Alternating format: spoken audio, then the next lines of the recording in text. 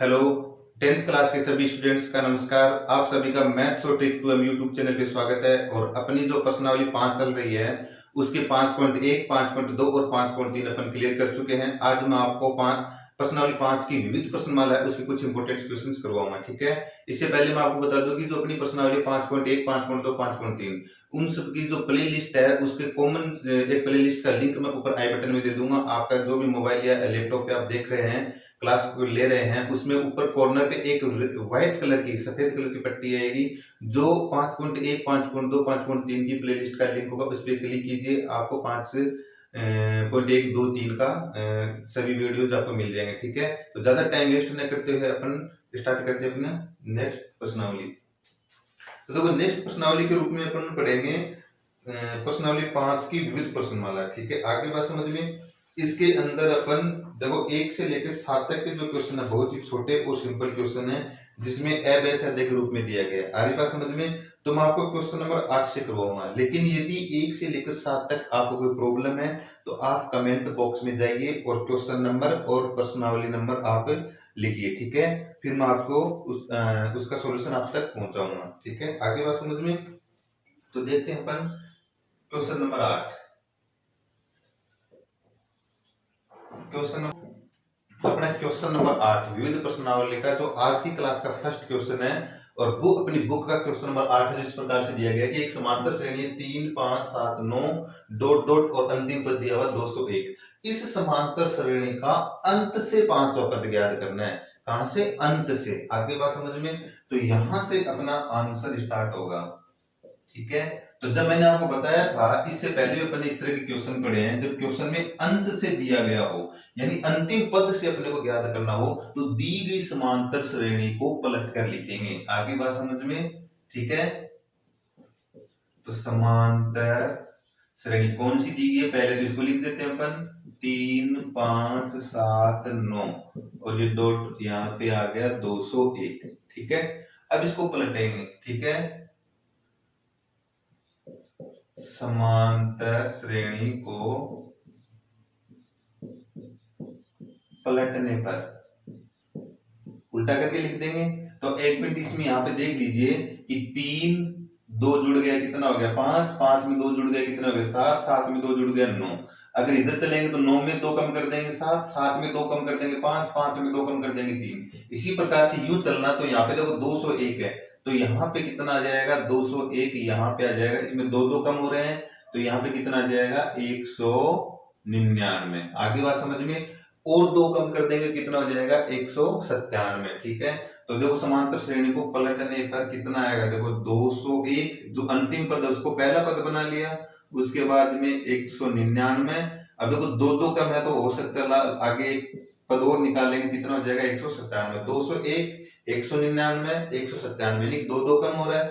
अब देखो इधर आगे चलेंगे तो देखो कितना आएगा, यूं ही तो आएगी श्रेणी 201, 199, फिर यहाँ पे 197 आएगा, ऐसे डॉट डॉट फिर लास्ट में ये संख्या आएंगी। तो पूरा लिखने की जरूरत नहीं है, अपन इसको लिख सकते हैं 7, 5, 3, 2 2 कम हो रहा है। ये जो समांतर श्रेणी है, देखो जब अंतिम पद से अपने को ज्ञात करना होगा तो सब दिए गई समांतर श्रेणी को पलटेंगे यानी उसको विपरीत क्रम में लिखेंगे। तो पलटने पर नई समांतर श्रेणी ये प्राप्त होगी अपने को। अब इसका 5वां पद ज्ञात करना है। आगे बात समझ में। ऐसा क्यों करते हैं अपन? क्योंकि देखो अंतिम पद से ज्ञात करना, तो अंतिम पद तो 201 है, तो यहां से 5वां पद 1, 2, 3, 4, 5 इस प्रकार से अपन निकालते हैं, ठीक है। तो जब इसको पलट लेंगे तो यही वही तो बात है, इधर भी 201 ऐसे था, ये 201 हो गया, 199 हो गया, 97 हो गया, तो 1, 2, 3, 4, 5। तो 5वां पद ज्ञात करना है तो देखो बहुत सिंपल है। इसमें आगे 2 पद और निकाल लेंगे, कितना हो जाएगा 195 और 193। 5वां पद कितना आ जाएगा 193, यही अपना आंसर होगा। लेकिन अगर ये 1 नंबर का क्वेश्चन होता तो अपन डायरेक्ट लिख सकते थे, लेकिन हो सकता है 3 नंबर या 4 नंबर भी क्वेश्चन आ जाए, तब अपन इसको डिटेल से करें। कैसे? किसी भी समांतर श्रेणी का जब 5वां पद निकालना होता है तो अपन क्या मानते हैं A5। A5 क्या होता है A प्लस, यहाँ 5 होता है तो यहाँ पे क्या होता है 4D, यही तो होता है। आगे बात समझ में। अब देखो इस समांतर श्रेणी में A का काम कौन करेगा 201 और D का काम कौन करेगा, देखो 201 में कितना कम हो गया 99, 199 आ गया, 2 कम हो गया। तो 201 में से -2 करने पे 199, 199 से -2 करने पे 197। इसी प्रकार से और आगे बढ़ेंगे, 7 में से -2 करने पे 5, 5 में से -2 करने पे 3, तो डी कितना आएगा, -2 आ जाएगा।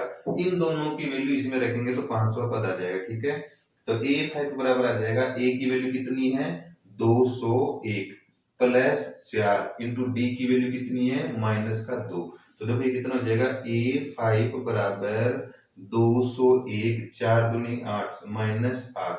तो अब देखो 201 में से जब 8 माइनस करेंगे तो कितना आ जाएगा, ये हो गया A5 बराबर 193। तो दी की समांतर श्रेणी का अंतिम पद से 5वां पद, सॉरी 93 आएगा, सॉरी 97 गलत हो गया, 193। ठीक है, तो डी की समांतर श्रेणी का अंतिम पद से 5वां पद कितना हो जाएगा, 193।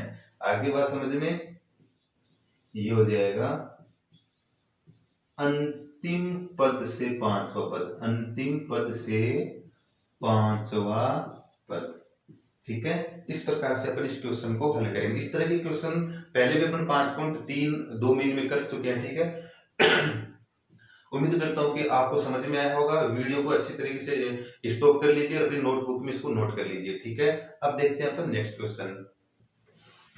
देखिए आपकी स्क्रीन पे नेक्स्ट क्वेश्चन है, क्वेश्चन नंबर 9, जो इस प्रकार से दिया गया है। अपने को एक समांतर श्रेणी में 3 क्रमागत पद दिए गए हैं, यानी कि 3 पद दिए गए हैं, 4/5 1 2। तो कितने पद हो गए, 1 2 3 पद हो गए। ये तीनों के तीनों पद समांतर श्रेणी में, ये बात यहाँ पे साफ साफ कहा गया है कि ये समांतर श्रेणी में 3 क्रमागत पद हैं। तो ए का मान ज्ञात कीजिए। ठीक है, तो कैसे ज्ञात करेंगे, देखो तीनों पदों को अपन यहां लिखते हैं, 4/5 A और 2। अब अपन जानते हैं कि यह एक समांतर श्रेणी है। क्या है ये, एक समांतर श्रेणी, क्योंकि ये क्वेश्चन में दिया गया है। तो A की वैल्यू अपने को ज्ञात करनी है। क्या करना है, A की वैल्यू अपने को ज्ञात करनी है। तो देखिए मैंने आपको बताया था कि जो सार्वंतर होता है D होता है, वो क्या होता है, लगातार 2 पदों का अंतर होता है। आगे वाले पद में से पीछे वाले पद को माइनस करते हैं, तो ये क्या हो जाएगा, A, आगे वाला पद A माइनस पीछे वाला पद 4/5 हो जाएगा। ठीक है, ये सार्वंतर आ गया। इसी प्रकार से देखो इन दोनों पदों में जो सार्वंतर है वही इन दोनों पदों में होगा। ठीक है, इन A में से 4/5 घटाने पे अपने को D प्राप्त हुआ, तो 2 में से A घटाएंगे तब भी अपने को D प्राप्त होगा, होगा कि नहीं होगा। तो देखो दूसरा D तो वही होगा। दूसरे तरीके से क्या याद करेंगे, 2 - A, ये भी सार्वंतर है और ये भी सार्वंतर है, क्योंकि यदि समांतर श्रेणी होगी तो इन दोनों पदों का जो अंतर होगा वही अंतर इन दोनों पदों का होगा। ठीक है, इसका मतलब ये दोनों सार्वंतर आपस में क्या है, बराबर होगा। ठीक है, स्पष्ट है, क्योंकि ये भी D का मान है और ये भी D का मान है, दोनों D के मान है, इसलिए D बराबर D होगा। तो इसको और इसको बराबर रख देंगे तो कितना जाएगा, A माइनस, चलो मैं रख देता हूं, D बराबर D होगा कि नहीं होगा। इस D की वैल्यू कितनी हो जाएगी, A माइनस 4/5 बराबर इसकी हो जाएगी 2 - A। अब देखो A एक तरफ करेंगे और बिना A वाली संख्या एक तरफ करेंगे, तो ये जो माइनस का A है ये इधर आके इसमें जुड़ जाएगा, क्योंकि यहाँ पे माइनस है, इधर आके प्लस हो जाएगा।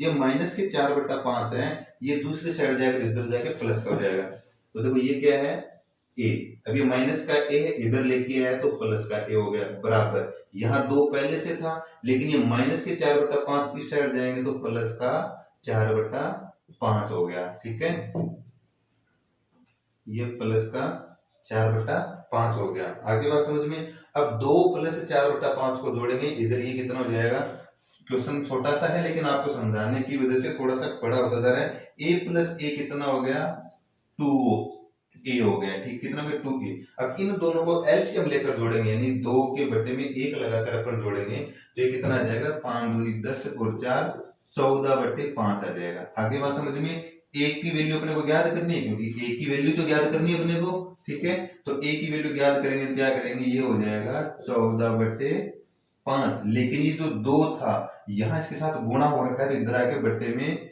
लग जाएगा, तो बट्टे में लग गया। अब देखो 14 में 5 का भाग तो जाता नहीं है, लेकिन 2 का भाग जाता है, कितनी बार, 7 बार।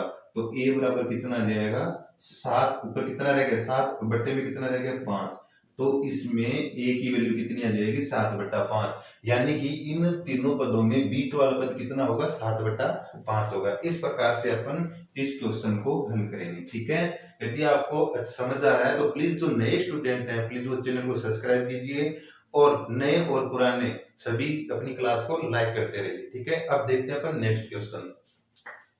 तो देखिए अपना नेक्स्ट क्वेश्चन है क्वेश्चन नंबर 10, जो कि बहुत ही आसान और सिंपल सा है। इसमें पूछा गया है कि प्रथम हजार धन पूर्णांकों का, यानी कि 1 2 3 4 इस तरीके से लेकर, कैसा कि 1 + 2 + 3 + 4 और ये डॉट डॉट डॉट कहां तक याद करना है, हजार तक, ये सब अपने को ज्ञात करना है। यानी कि 1 से लेकर 1000 तक की सभी संख्याओं का योग ज्ञात करना है। ठीक है, तो ये एक समांतर श्रेणी है। इस एक में 1 जोड़ेंगे 2, 2 में 1 जोड़ेंगे 3, 3 में 1 जोड़ेंगे 4, इस तरीके से। ठीक है, अब इसमें देखिए अपन कैसे ज्ञात करेंगे, 1 से लेकर 1000 तक की संख्याओं का योग अपने को ज्ञात करना है। तो इसमें कितने पद हो गए, इसमें 1000 ही तो पद हो जाएंगे, पदों की संख्या कितनी हो जाएगी 1000, यानी कि n कितना हो जाएगा 1000, और अपने को Sn यानी S1000 ये ही अपने को ज्ञात करना है। क्या ज्ञात करना है, S1000 यानी Sn ज्ञात करना है, 1000 पदों का योग अपने को ज्ञात करना है। तो देखो छोटा वाला फॉर्मूले से अपना काम चल जाएगा। Sn बराबर होता है n/2 कोष्टक a + an, a + an, a का मतलब प्रथम पद, an का मतलब अंतिम पद। ठीक है, तो प्रथम पद कितना, अपना प्रथम पद है 1 और अंतिम कितना है 1000वां पद, 1000वां पद कितना है 1000 है कि नहीं है, लास्ट वाला पद यही है और ये 1000 नंबर का ही पद है। इसको गिनेंगे 1 2 3 4 1000 नंबर का ही पद आएगा। ठीक है, ये प्राकृत संख्या, इसलिए पहला पद 1 होगा, दूसरा पद 2 होगा, तीसरा पद 3 होगा, चौथा पद 4 होगा, पांचवा पद 5 होगा, 500वां पद 500 ही होगा, 1000वां पद 1000 होगा। तो प्रथम पद और अंतिम पद हो गया, इन सब की वैल्यू इसमें रख देंगे तो अपना आंसर आ जाएगा।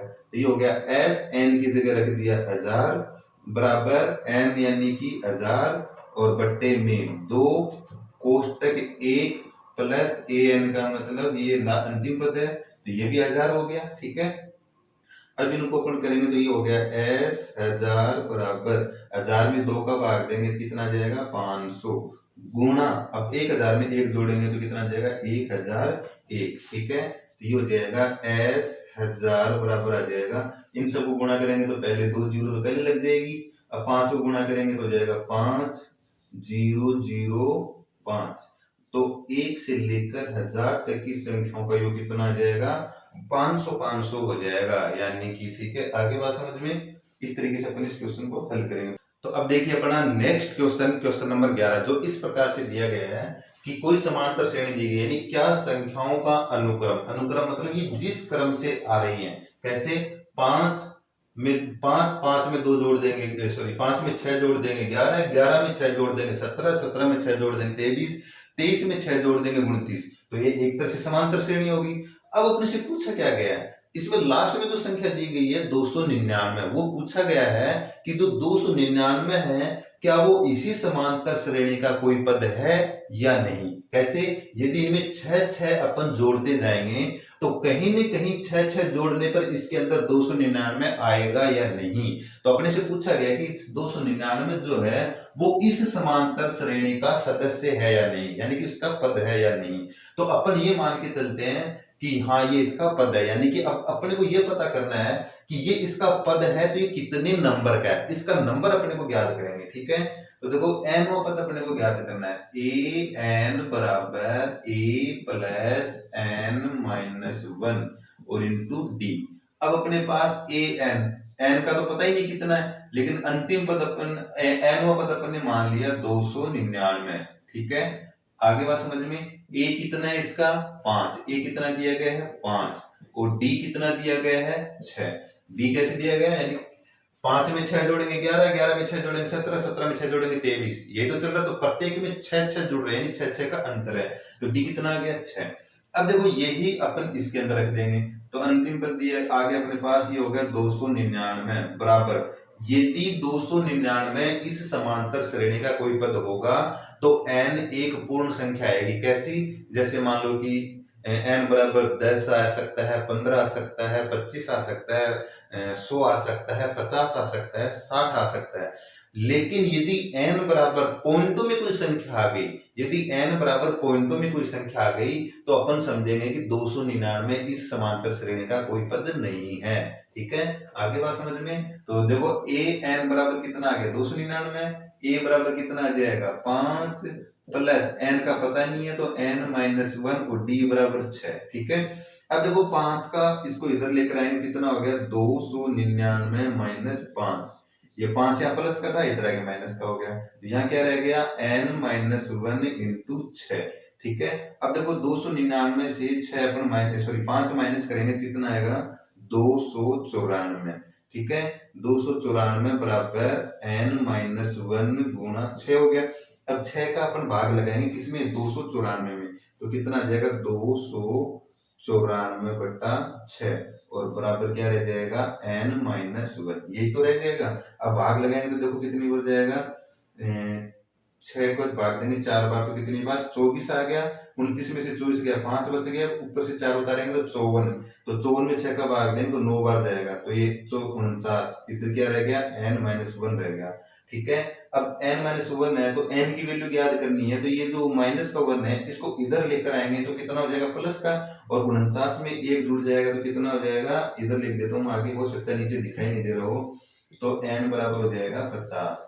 इसका मतलब n बराबर कितना आ गया 50 आ गया, तो इसका यह मतलब हुआ कि 299 जो है वो इस समांतर श्रेणी का 50वां पद है। तो 50वां पद हो सकता है या तो 49वां पद होगा या सीधा ही 50वां होगा, 51वां होगा। ठीक है, यदि n बराबर इस प्रकार से कोई संख्या आती 49.6 तो अपन जानते हैं कि या तो पद 49वें नंबर का होगा या उसके बाद में सीधा ही 50वें नंबर का ही पद होगा। ठीक है, 49.5वां पद ऐसा थोड़ी ना होता है। ठीक है, अगर कोई भी संख्याओं की अपन काउंटिंग करते हैं तो वो संख्याएं पूर्ण संख्याओं में होंगी, सॉरी वो किसी भी चीज की यदि अपन गिनती करते हैं, उनको गिनते हैं काउंट करते हैं तो वो पूर्ण संख्या में होंगी, यानी कि या तो वो 10 होंगे या 11 होंगे या 12 होंगे। ठीक है, तो इसी प्रकार से ये संख्याएं थी, इनको काउंट करना था 1 2 3 4 5, इस प्रकार से 299 जो है वो कितनी नंबर का पद है, तो किसी का भी नंबर पूर्ण संख्या ही होगी। आगे बात समझ में। ठीक वैसे ही जैसे किसी भी क्लास में बच्चों के रोल नंबर होते हैं,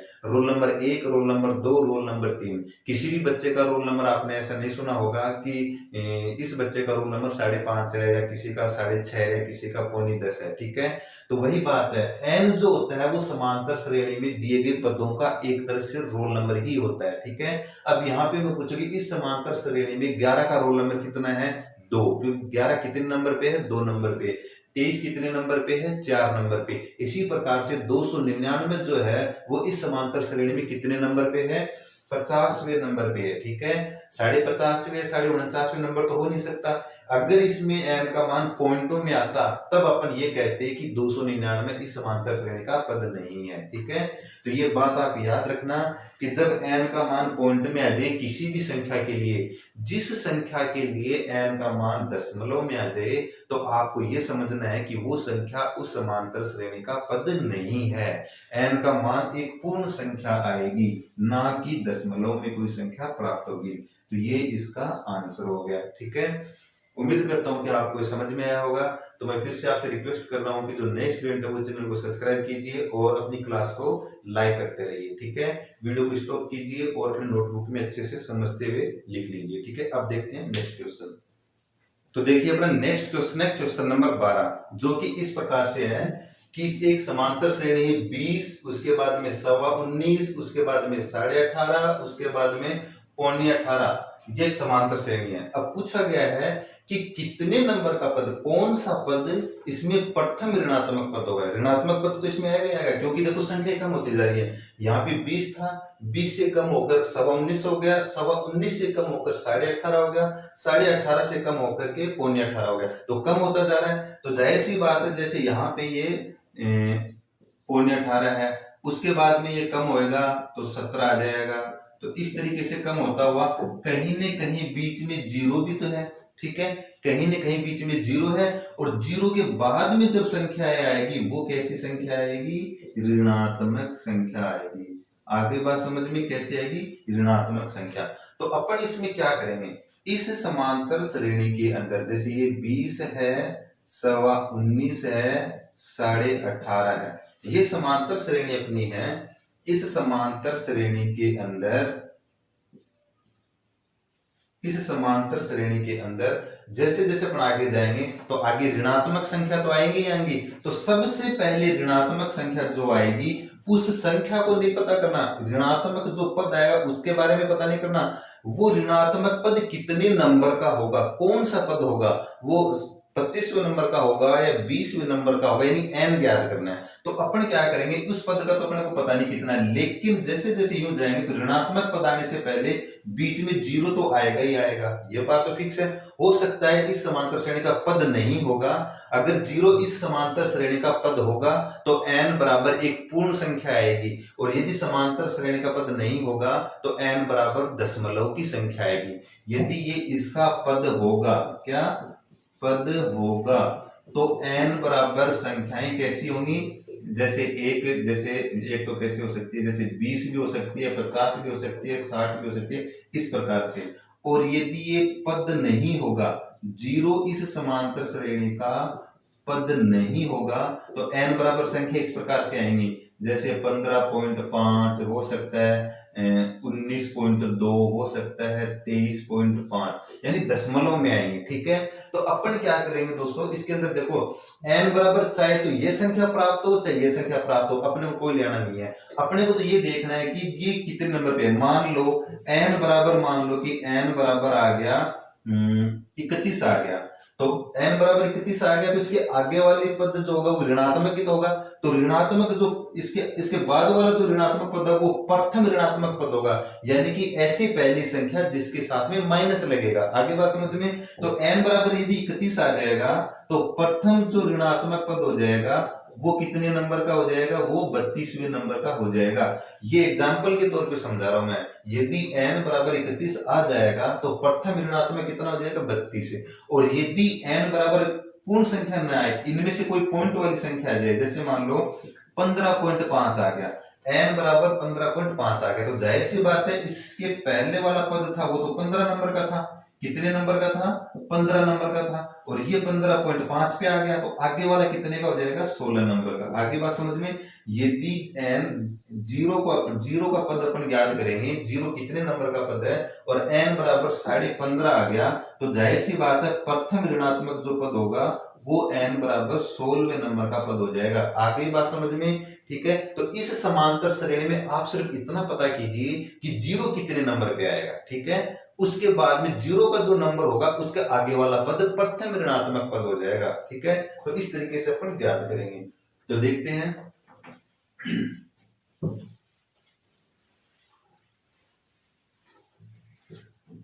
n पद अपने को ज्ञात करना है, ए एन बराबर a plus n-1 into D, ठीक है। तो जो n पद तो अपन जीरो लेके चल रहे हैं, क्या लेके चल रहे हैं, शून्य। a n बराबर शून्य, a का अपने को पता है कितना, 20, n का अपने को पता नहीं है, n ही तो अपने को ज्ञात करना है। और d बराबर क्या है, d बराबर देख लो कितना कम हो रहा है, पहले 20 था, 20 से यदि 19 होता तब तो 1 कम होता, लेकिन ये 19.25 है, इसका मतलब पूर्ण कम है, यानी कि 3/4 कम है। या तो आप 0.75 लिख सकते हो, या तो लिख सकते हो कि 0.75 कम हो गया, या फिर 0.75 को अपने भिन्न के रूप में लिखेंगे तो 3/4 लिख सकते हैं, ठीक है। तो 20 में से 3/4 कम हुआ तब क्या हो गया, 19.25। आप चाहो तो इसमें से इसको घटाकर देख लो, लेकिन माइनस का कम हुआ, ठीक है, क्योंकि 20 में से 3/4 कम हुआ तभी तो 19 बना, 19 में से 3/4 कम हुआ तभी तो 18.5 बना, ठीक है। तो ये आ जाएगा d बराबर माइनस का 3/4। आगे बात समझ में, इनको माइनस आप कर लेना, d बराबर 4 आ जाएगा। अब ये वैल्यू इसके अंदर रखनी है, तो देखो यहाँ पे an बराबर हो गया 0, बराबर a बराबर मान लेते हैं 20 plus n-1 into D, D की वैल्यू कितनी है, -4 है। आगे बात समझ में कितनी है, -4। अब देखिए आप, ये जो 20 है इसको इधर लेकर आएंगे तो माइनस का, जीरो का तो मतलब नहीं है, 20 को इधर लेकर आएंगे तो -20 हो जाएगा, ये हो गया -20 बराबर इधर कितना रह गया, इधर रह जाएगा n-1 into n-1 into minus का 3/4।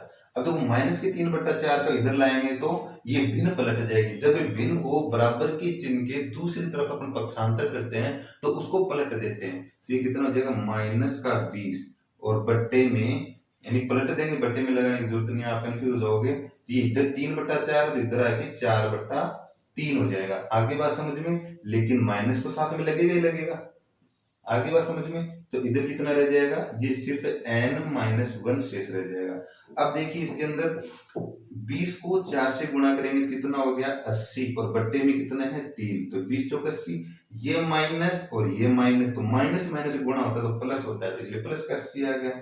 अब इधर कितना आ गया n-1, कितना आ गया n-1 आ गया, तो ये 1 है, इधर आके प्लस होगा तो कितना हो जाएगा 80/3 प्लस 1 बराबर n। ठीक है, अब यहाँ पे एलसीएम इसकी 1/1 कर एलसीएम लेके कर सकते हो।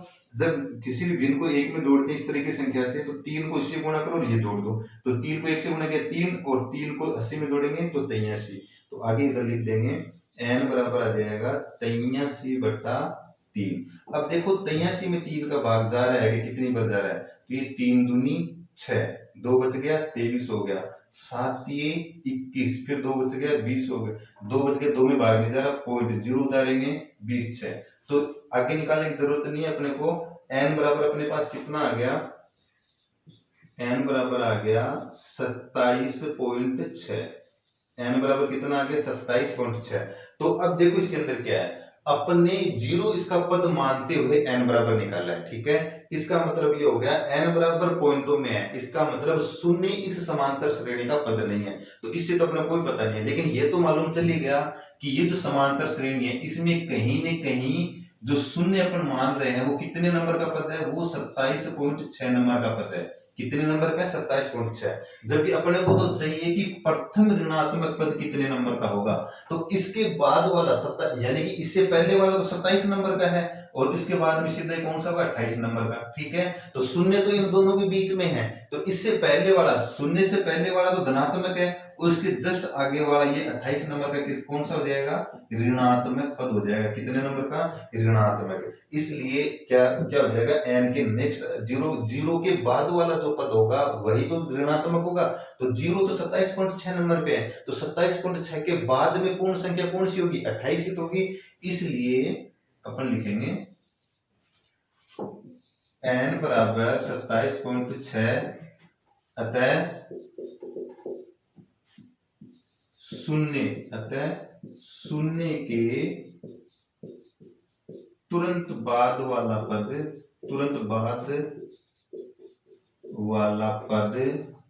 ऋणात्मक पद होगा। तुरंत बाद वाला पद ऋणात्मक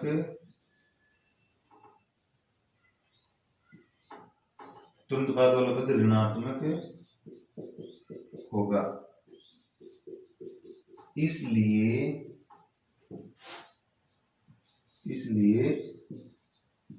प्रथम ऋणात्मक पद 28वां पद होगा। कौन सा पद होगा, 28वां पद होगा। आगे बात समझ में, इस प्रकार से इस क्वेश्चन को हल करेंगे। ठीक है, ये जो बीच में मैंने यहाँ पे लिखा है ये सिर्फ आपको समझाने के लिए लिखा मैंने, इसको मैं हटा दूंगा। ठीक है, आगे बात समझ में। तो देखो इसमें ये पूछा गया था कि जो समांतर श्रेणी दी गई है उसके अंदर कौन सा पद प्रथम ऋणात्मक होगा। उसके अंदर 28वां पद पहली बार ऋणात्मक संख्या आएगी, उसके बाद में तो सारे ऋणात्मक आएंगे, 29वां 30वां 31वां 32वां, लेकिन 27वां पद तो धनात्मक होगा। जैसे ये धनात्मक चल रहा है, 27वां पद धनात्मक होगा और 28वां पद ऋणात्मक होगा, उसके बाद में सारे ऋणात्मक होंगे। तो प्रथम जो ऋणात्मक पद है वो कौन सा होगा, 28वां पद होगा। ठीक है, ठीक है, इस प्रकार से अपने जो आज की क्लास है वो संपूर्ण होती है। उम्मीद करता हूँ कि आपको ये पसंद आया होगा। प्लीज नए स्टूडेंट जो हैं, प्लीज उनको अच्छा लग रहा है, समझ में आ रहा है तो वो चैनल को सब्सक्राइब कर लीजिए। और जो पुराने स्टूडेंट हैं और नए स्टूडेंट हैं, प्लीज वो साथ में क्लास को लाइक करते रहिए। यदि आपको इसमें समझ नहीं पा रहे हैं, कुछ प्रॉब्लम लग रही है, तो प्लीज आप डिसलाइक कर दीजिए। ठीक है, यही मैं आपसे रिक्वेस्ट करता हूँ।